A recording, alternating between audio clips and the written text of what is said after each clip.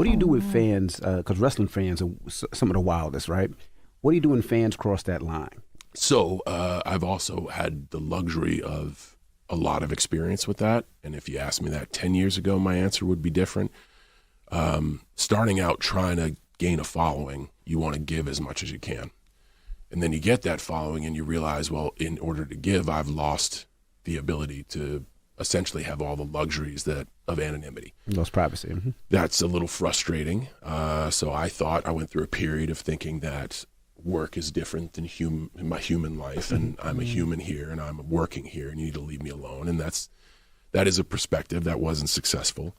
The business has been great to me. I'm a small town kid from West Newbury who didn't grow up with much, and now life has given me so many opportunities. Mm-hmm.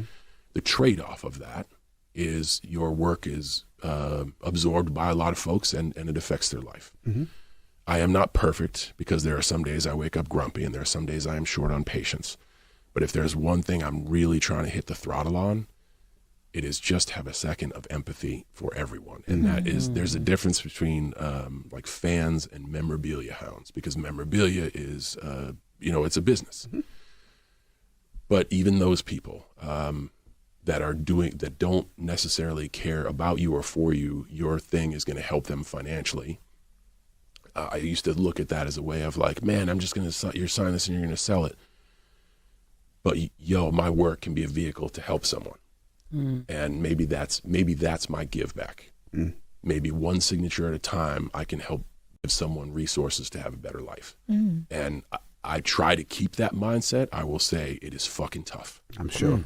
Because sometimes I'm with my wife, I worry about her safety because people don't pay attention. They just want what's out for them. They knock her over trying to get to you. They don't have a lot of empathy of the scope of field. Sometimes, as you've been in like all the flash photography, people don't worry about the safety of the situation and who's going to get hurt. They just want their picture so they can go sell it. I'm aware of all that, and I try to be more understanding.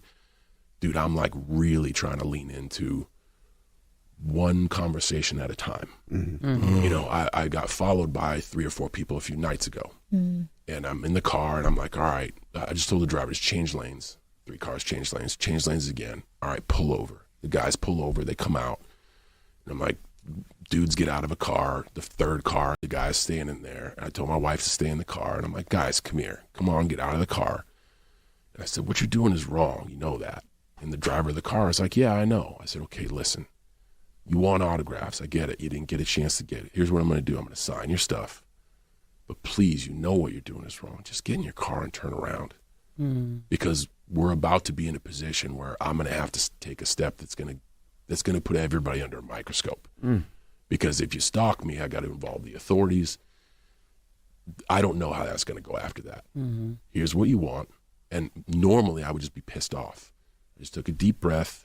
Here's what you want. Is it okay if we come to agreement, lean in with kindness? You guys just bang a U-turn, everybody's happy. And I got to tell you, I don't think that approach is going to work 100% of the time. But they all just banged a U-turn and left me on my